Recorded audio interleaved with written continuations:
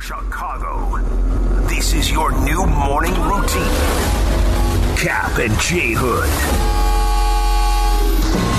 Follow Cap J Hood on Twitter and Instagram. Stream the show on the new ESPN Chicago app. Watch the show on Twitch. Follow ESPN 1000 Chicago. Now, on ESPN 1000, Chicago's home for sports. David Kaplan and Jonathan Hood. Woo! Bring them out, bring them out, bring them out, bring them out. Woo! Bring them out, bring them out.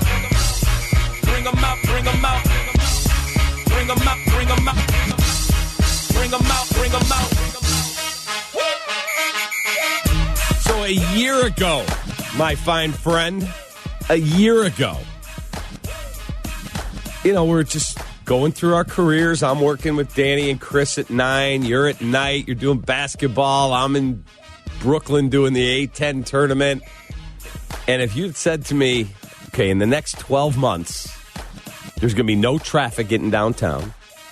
We're going to be in the throes of a horrible pandemic that is going to affect every area of society. And then you and I are going to get paired together and do morning drive where there was no sports for 3 months, complete shutdown worldwide. I would never, ever have envisioned this. And I don't think anybody could have other than Bill Gates said it in 2014. Watch out for a pandemic. But here we are, 12 months to the day later. And somehow we got an NFL season in. We got the playoffs in NBA and NHL finished. We got a 60-game baseball season. We got college football in. Yeah, we had our share of stops and starts and from a sports perspective. But, dude, what is your emotion now, a year later to the day? There's a lot of emotions because I remember the day that the Utah Jazz and Rudy Gobert's touching all the microphones like, coronavirus, ooh, it's not anything really that serious. And I remember calling the first game for the UIC Flames at home and just doing the game and kind of looking over my phone, just kept seeing stuff about coronavirus and seeing that the Utah Jazz eventually had to cancel their game. I saw a video of Mark Cuban going back in his chair perplexed, like, oh, my God, are you serious? They're canceling games? And I had no idea what coronavirus was. You asked Black. So I reach out to Chris Black and I ask him, I said, what's going on with these games? Like, I can't talk about it on the air. I'm in the bottom of the fourth. I got no time to tell stories unless it's something that's breaking on my phone. Right? Was your game you were doing here, or were you on the road somewhere? Granderson Stadium, right here at UIC. And I'm just kind of looking and just like, okay, well, I don't know what's going on, but right now I got two runners on at second and third and nobody out. I got to take care of that, right? And just afterwards, I just tell Chris, I said, Chris, what? I know you're watching the NBA. What's going on? Because I don't have that on my iPad, obviously. So yeah, they canceled the game because of coronavirus. And I said, Chris, what's coronavirus? What do you mean they canceled it for coronavirus? What are you talking about? Right? Mm-hmm. And so I talked to him on my way home, and he explains it all to me. I'm like, oh, God, that sounds horrible. And then we come to find out it'll only take 14 or 15 days to slow the spread. And just the idea that in our space, when it comes to sports, to have sports stop because of a pandemic and not for a strike, or not because of someone passing away and you're taking, the day off or a couple of days off like with Kobe. It's totally something different, man. And so that's why it obviously hits home for you and I, because the sports we cover every day stopped. Done. And it was, Danny and I were at spring training. And I'll never forget it because, I'd heard about this virus that was coming from overseas. And Danny said, Danny, you remember getting on the plane, what movie we decided we were going to watch together? Yeah, the race movie with Matt Damon. Ford versus Ferrari. Yeah, that was a great movie. And before, it was awesome. Danny's in one aisle seat. I'm in the aisle seat right next to him. And he's handing me wipes. I'm like, really? He's like, yeah, trust me. And so I wiped down all the areas and washed my hands with some sanitizer he brought. And before the movie started, he turned to me, we shouldn't be making this trip. I'm like, oh, stop. We shouldn't be making this trip. We shouldn't be doing this. And then we were we were okay. Like, we worked out every day in the gym. The gym was empty. It was just him and I. And we went to dinner. We shouldn't be doing this trip. And then we get on the plane to come back, and it's, oh, God.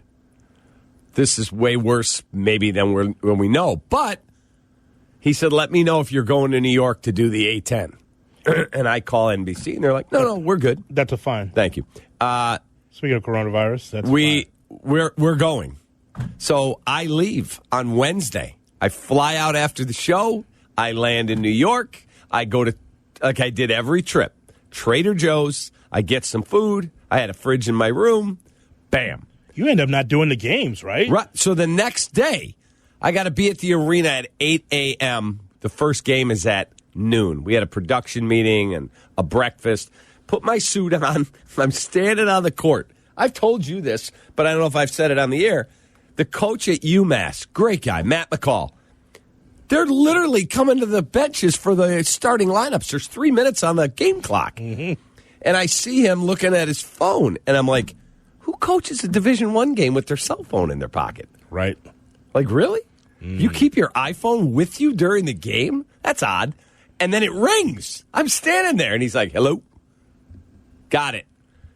Makes the slash mark across his throat. He goes, Cap, we're dead. Canceled. The whole tournament. Excuse me? We're done. COVID. I'm like, oh, God. So I tell him on talkback to our producer, David, they just canceled the tournament. What? We got a whole crew in New York. Big truck outside. He's like, all right, we're coming to you in 90 seconds for a live hit. We got to do a post-game show because the sponsors have to get their hits. I grab my phone. I call Luke at NBC, the travel guy. Hey, man, get me the F out of here. They just canceled the tournament. Oh, my God. I'll text you back with your flight. And I go on the air, and we do a 90-minute post-game for a game that was never played. Try doing that. Wow. And nobody wants to do interviews. Everybody's like, we're packing our stuff. We're getting out of here. Nobody's showering. The players are in their warm-ups in a bus. Gone. And I got to the airport, and there was like people were quiet at LaGuardia. It was packed. Plane was packed. And then the next day it was, oh, my God. Mm-hmm. Like, I'll never forget that. Became real then, didn't it? It did. It became real. And here we are 12 months later, and I think we're in a better place, not a great place. I mean, I talked to my ex-wife a lot because we have a son together. Sure. She just lost her dad to COVID. Mm-hmm. Like, wow. No, it's completely real. It's completely real. For those that want to put their fingers in their ears and say it's not happening, la, la, la, la, no, it actually hits home for a lot of people. Agreed. The idea that we can just turn a blind eye to it and just pretend like it didn't happen or it's not happening. Of course it's happening. It's happening right now, as a matter of fact. But the point is that we're getting on the other side of this. Something else has told me a lot about people and society during this year as well.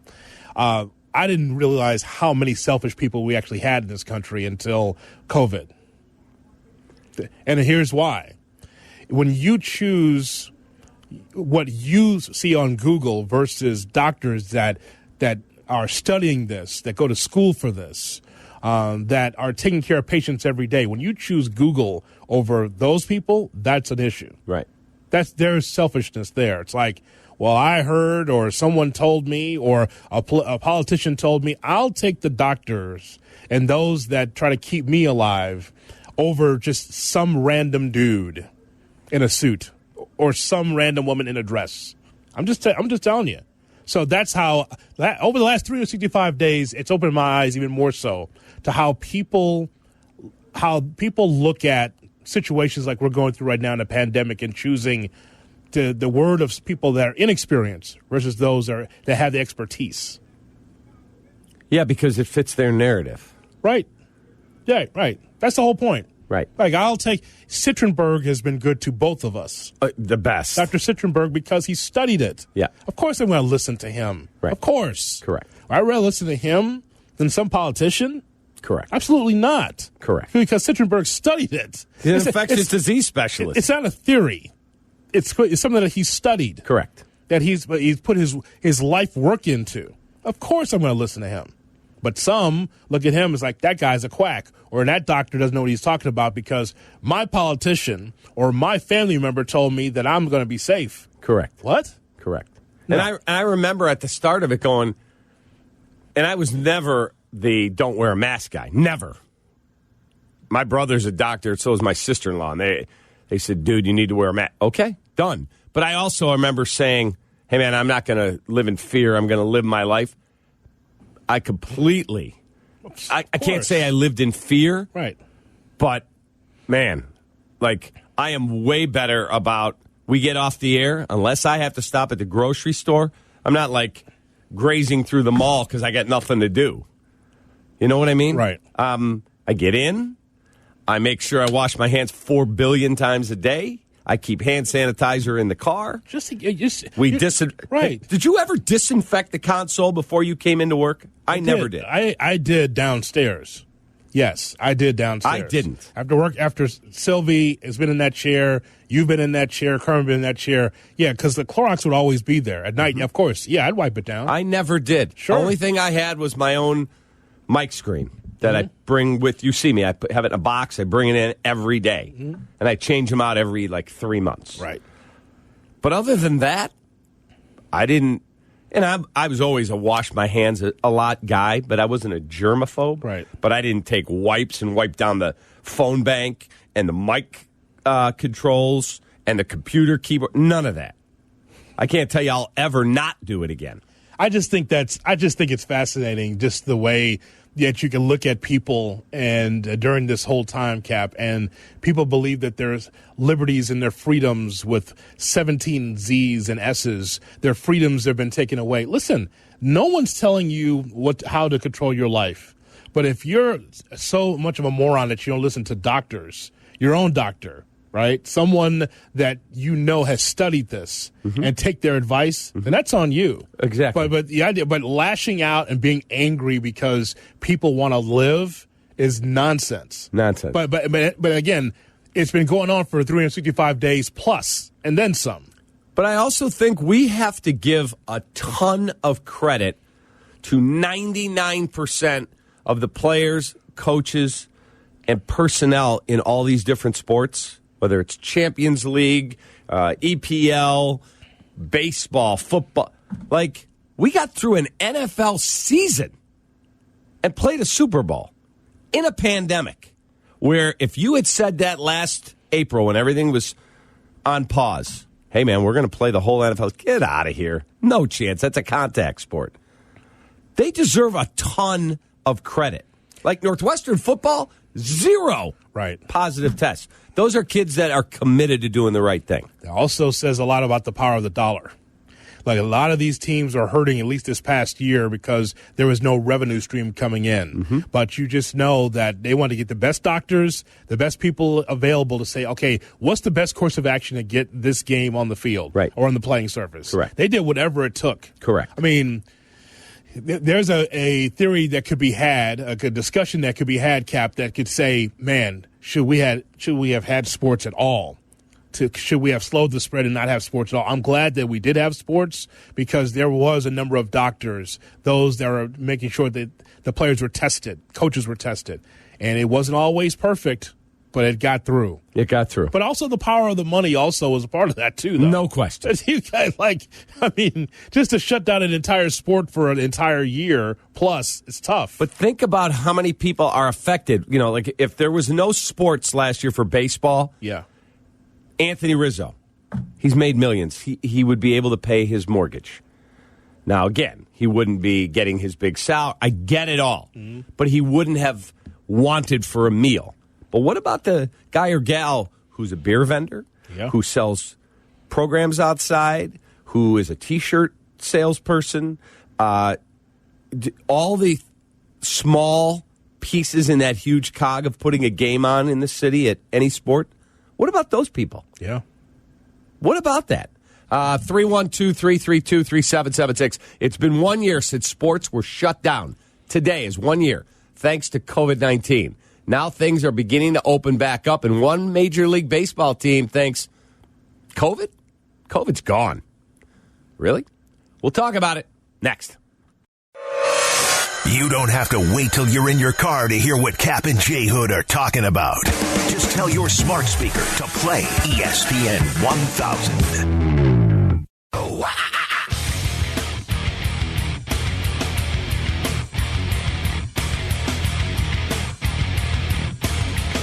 Rolling on, Cap J Hood, First Midwest Bank Studio, ESPN 1000. Make sure you download the ESPN Chicago app. And if you're one of those that's pouring your coffee, you go, I hear you talk about that app. Why should I download that app? Here's why. Instant on. The app's downloaded. You literally click it, and you start hearing our station play live. And then on the front page, there's tiles for every single show and every single podcast. And you just go, oh, you know what? I want to listen to the Cap J Hood podcast. Boom. Just hit the tile. Oh, I want to hear the Armchair Nutritionist. I'm trying to be better about my diet. Let me hear what Danny's got cooking up. Boom. Hey, I need to know about this Bulls-Sixers game. Oh, he does a Under the Hood basketball podcast. Bam. Waddle Sylvie. Bam. Carmen Yurko. Bam. Black Abdallah. Bam. And on and on. So download the app, please. Well, a lot of BAMs there. But damn right. Take that. That's the whole point, though. Hit that. It goes bam, and then you're right there. Exactly. Right where you need to be. That's it. 100%. 312-332-3776. It's been 1 year since sports were shut down. Exactly 1 year thanks to COVID-19. Now things are beginning to open up. One Major League Baseball team seems to believe that COVID-19 actually ain't a thing, Hoodie. Did you see this story? I did. The Texas Rangers are of the belief that, hey, man, this COVID thing, come on, it's in the past. They're going to have 100% capacity opening day. 100%. They have every right to do that. I don't have to go. Correct. Like, listen, if there are those politicians and those that are in high places that feel that we're in a position right now that COVID is in the past or people can figure it out for themselves and we're just going to be open up for business. This is not the only spot. There's other places around the country. They're open for business. Doesn't even mean I have to go.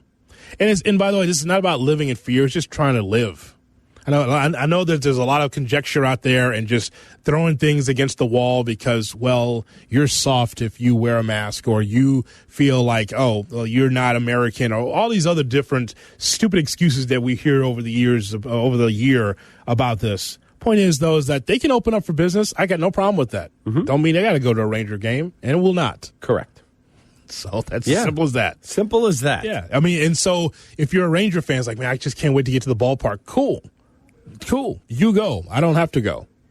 It's simple. Yeah. Even at guaranteed rate in Wrigley Field the same way, right? At some point, I would imagine that I'll be able to go to a game at some point this year. Maybe. Got to get vaccinated, of course. But it's not anything that I'm forced to do, right? Correct. There's another thing about this. It's a funny thing about life. I can walk around the park and feel free, right? And I don't have to go to a ball game to feel free. Right. Walk around my house and feel free. So it's not about someone holding me back. It's just my choice. Correct. So I as I said a couple months ago, and Danny took it like a right cross to the chin, I bought a 15-game season ticket package to the White Sox. Yep. I am also doing the same thing to the Cubs. So I'm going to have 30 baseball games. Now, did I buy any in April? I did not. I think things will open up by June, plus the weather. You can still go downhill skiing in Chicago sometimes in May. So I made it June, July, August. The lion's share of those games, July on. Smart. Yeah. And I think I'm hoping that we'll be in a good place by then. And that we'll all be feeling like, okay, we got our lives back. And so I'm excited that, hey, man, we get off the air at 10:20 after crosstalk. Hoodie. It's 86 degrees and sunny. I got 2 seats. Let's go to the Cub game today. They're playing whoever. Hey, Hoodie, we're off tomorrow. Let's go to the White Sox game tonight. It's fireworks night or whatever they're going to do. Yep. The latter sounds great. You could do you're better than that. You could go to both. No shot. Why? No. It's just easy for me from my home or from downtown for me to get to Miller Park. It's just easier. It's just easier in and out. That's all. It's easier. I'm just telling you, like, I need it for convenience, right? Right. Say I got to make it back home. Okay, so I can get to Miller Park from my house much quicker than I can to Wrigley from the south side. So this guy. I am excited. What do you mean, listen to this guy? What do you mean? I'm going to get you to Wrigley this year. No shot. I am excited to sit in the sunshine and watch baseball on both sides of town. I'm all about unity. That is one thing, Danny, that came out of this for me over this year. That's right. I watched all the divisiveness politically, removed myself from it, went, okay, this is awful. Like, you like this person, so I hate you. Hated all of the divisiveness. And then we've got hundreds of thousands of people, brothers and sisters, dying of COVID-19. And yet we can't all get on the same page about that. Well, it's a political thing, and it's this. And I remember those guys. I said, I'm about unity, man. Seriously. Right. That's where I'm at now. And he and Chris said, then why don't you do something about it? Do a unity walk. I'm like, done. I'm going to walk home from work. We raised $100,000 for Bernie's Book Bank just out of a flip remark on the old show. And now we're planning Walk 2 this fall. And I think we're starting it at guaranteed rate, and we're going to hit all the stadiums. All of them. I can't wait. I'm excited. So there were some things that came out of it. I think it's awesome that people are able to not to have to travel as much. I mean, think of men and women who live their lives on airplanes. Right. Now, again, I'm not whizzing on the airplane industry, but how great is it for family life in this country that if Danny is a person who's living his life on an airplane, his wife was doing a lot of traveling. Yes. Guess what? We do it on Zoom now, and then we eat dinner as a family. I think some good things have come out of this. I would agree with that. There's some that's not so great, but also being able to know the person that you live with. You know, it's interesting how society works, right? When you and I were growing up, there was always dinner at the table or breakfast at the table. Correct. Communication. How was your day?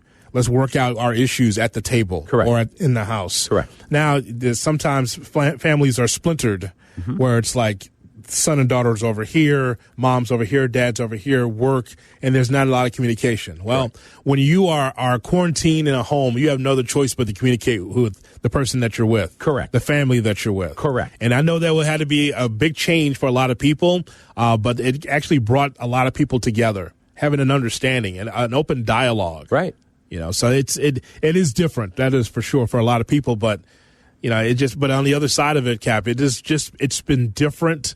And as I mentioned, you know, I lost a cousin because of COVID-19. But the thing is, on the other side of it, that made me even more secure. Like, okay, I better take this more seriously. Right. Yeah. And I think as it started, we were like, oh, God, is it safe to go put gas in my car? Yes. Yeah. Just wash your hands, take care of yourself, make smart decisions. Don't put yourself in risky behaviors. And the people that did, especially in the sports world, they got blasted. Blasted. 312-332-3776. Let's go to Joe in Kansas City. He's first. Hey, Joe, what's up, man? Hey, gents. Thanks for taking my call. Yes, sir, Joe. So I'm a truck driver for UPS. I drive cross country every week, and I've been doing this, you know, since the pandemic started. What do you guys say to the small businesses or the people that have to work who are out there risking their lives? Like, it's kind of a double-edged sword, I think. It's kind of, you know, those guys have to work. They have to keep their businesses going. You know, it's their livelihood. I don't know. I kind of see both sides. What do you guys think about that? Those people who have to be on the front line, and we appreciate your call, Joe. In my opinion, those people that had to put themselves out there are heroes. Sure. Grocery store workers who had to stock the shelves so we could buy paper towel and food and everything else. And the public is interacting with them. You don't know who's walking through your store. Yeah, postal workers, all the frontline workers. All of them. I mean, those are the heroes. For those that were just begging and pleading for sports to come back, what about those that do this every day before the pandemic, was doing this every day, that we took for granted?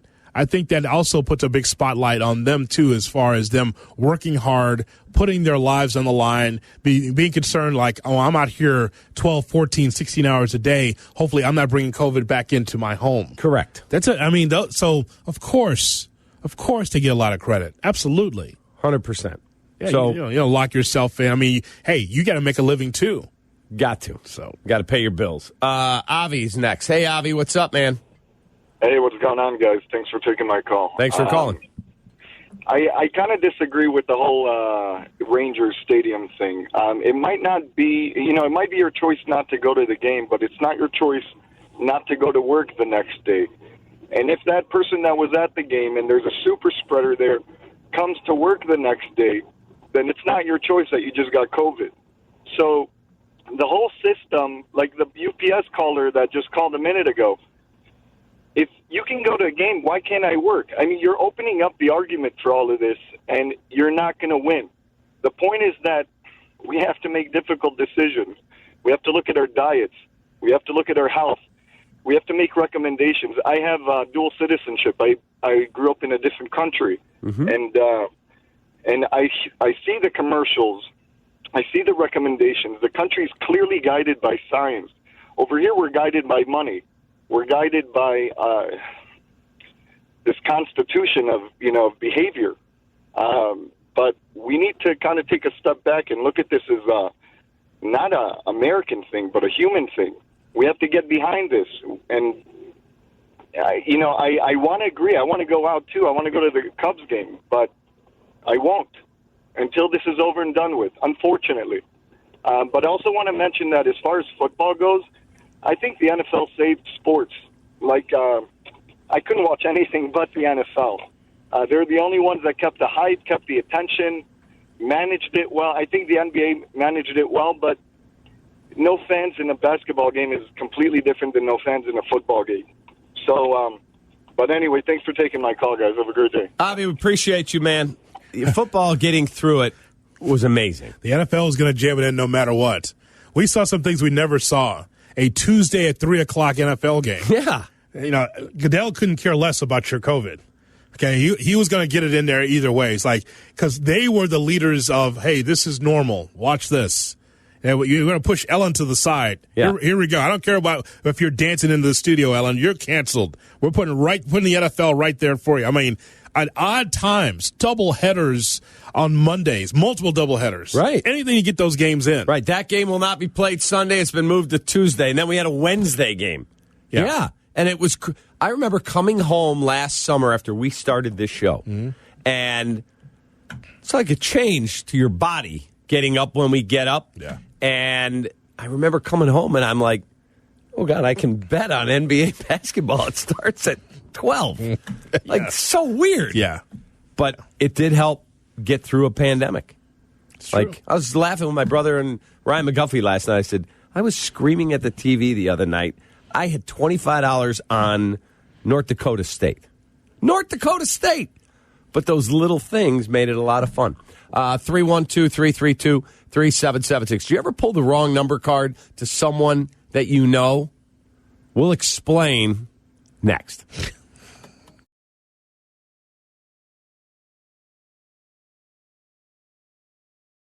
David Kaplan, Jonathan Hood. Welcome, fans. This is Cap and J Hood on ESPN 1000 and streaming on the new ESPN Chicago app.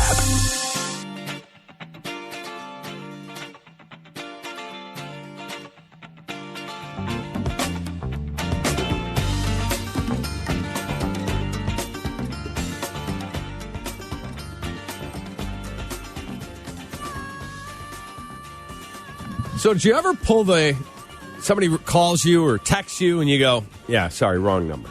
I'm sure Danny wants to do that when I text him. No, wrong number, sorry. I'm going to after this story. It gave me a brilliant idea. Okay, well, tell me what happened to you, Danny, because to me, I've never done that. Of course, if someone calls or texts, there is like do not answer or do not text back or whatever. I have that warning for some numbers on my phone. But I've never done the text back, you've got the wrong number scenario. But tell me what happened to you. Well, Hoodie, it actually happened to us. Now, for the sake of friendships, I'm not going to out any names. Oh, boy. Does he work here? No, he does not work here. Okay. So I texted a guest, and I said, would you mind coming on the Dollar's show? laughing. This happened about, what did this happen? About a week or so ago, Stacy? Maybe 2. I texted a guest, and I said, what did I do? I'll tell you later. So, go ahead. He's whispering something. Now I'm wondering what he's whispering. So, I'll tell you later. No, you don't. Tell him now. did I do something wrong? Tell him now. You said the name of the guest. Oh, I did? Yes. I didn't mean to do that. Didn't mean to do that. Anyways. Stop. Just end this. No, I'm serious. Let's end this. Okay. All right, let's end this. I didn't mean to do that. No, let's end this. So the Bulls will be playing here as we get ready for the second half of the season, and I am looking so forward to seeing what this Bulls team will look like. Now, the first test is against Philadelphia, a very strong team. Now, because of COVID that we found out, Cap, regarding Ben Simmons and Joel Embiid, I don't know if they're going to be available tonight, but they were not a part of the All-Star game. Correct. And they will not play tonight. The Bulls will get Markkanen and Otto Porter back. And we'll see what the Bulls are actually favored tonight. 2.5 this morning. Minus 2.5 this morning. But getting back to what we had originally talked about, Horace Grant. Yes. Horace Grant, Danny texts Horace Grant. That's where the story's going. Danny texts Horace Grant. I called Danny. I text him first. I can't remember the last time I spoke to Danny on a phone. And it's fine.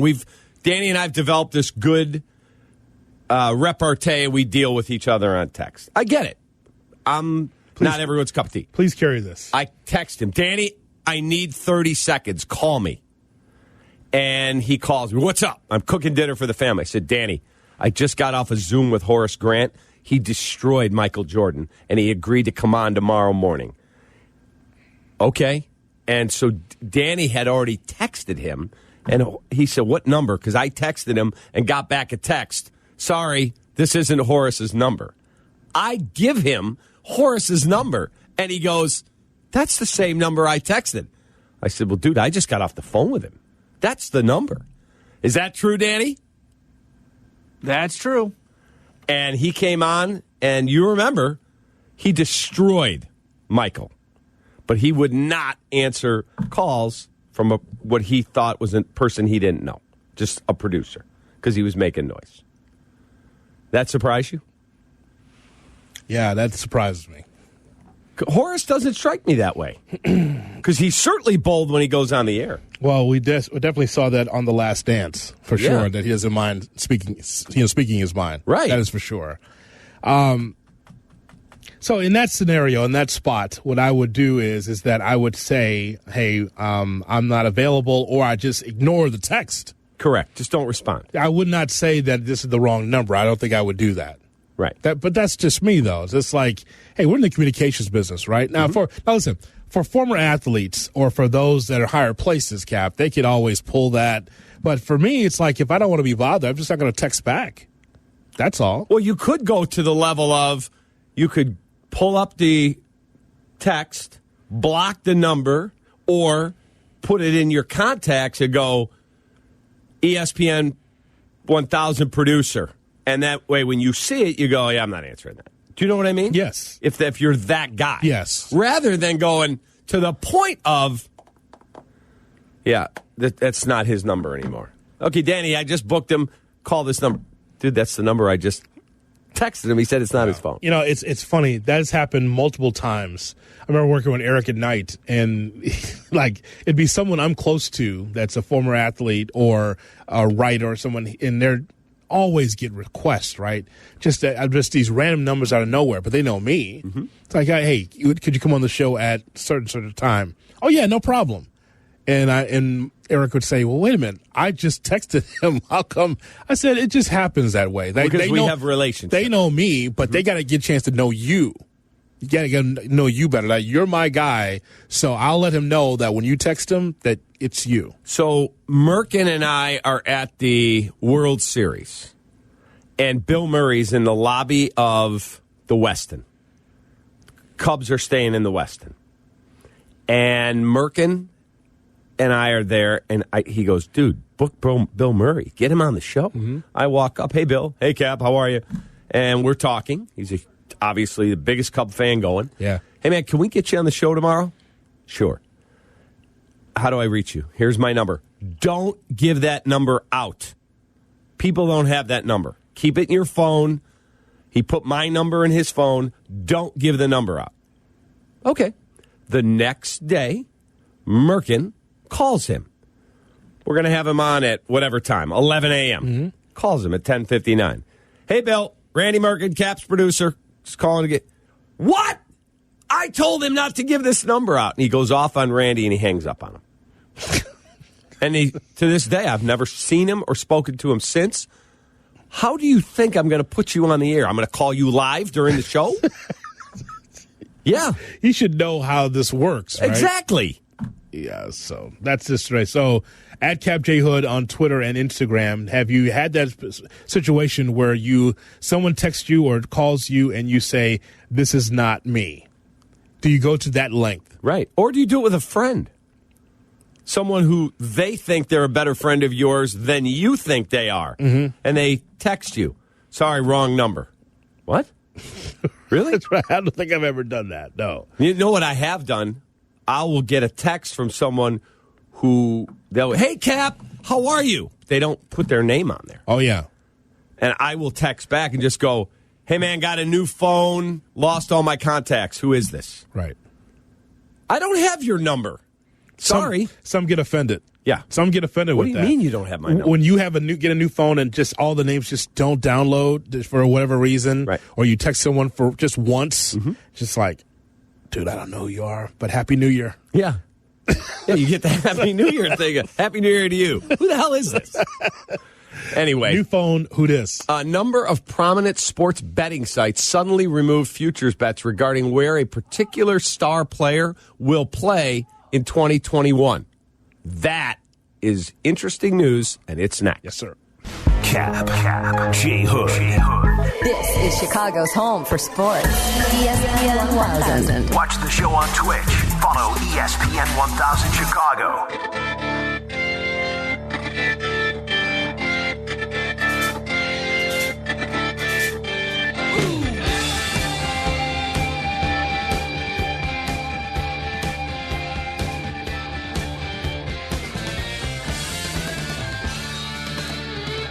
All right, welcome back. Cap J Hood, ESPN 1000. So you can bet on just about anything online.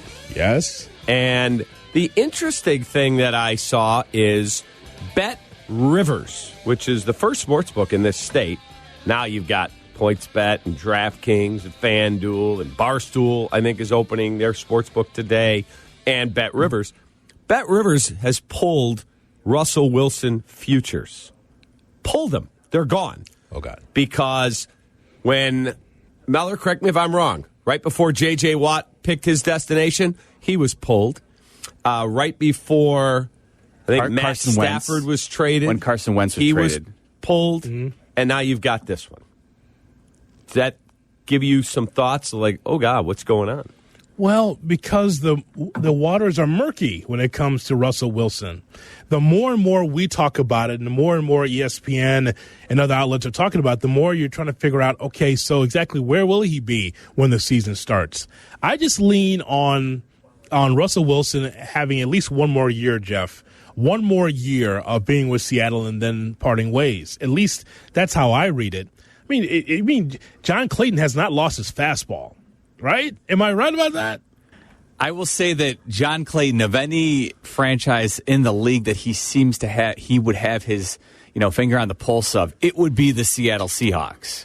He tells us that he's not going to get traded. Correct. But and you did not believe him. I still don't believe him because I was on with KJZ earlier. I said this to them. I've said it on this show to you, and I'll say it again. Russell Wilson went on Dan Patrick the week of the Super Bowl and started throwing a little bit of dry leaves out there. Oh, you better not let that thing catch on fire.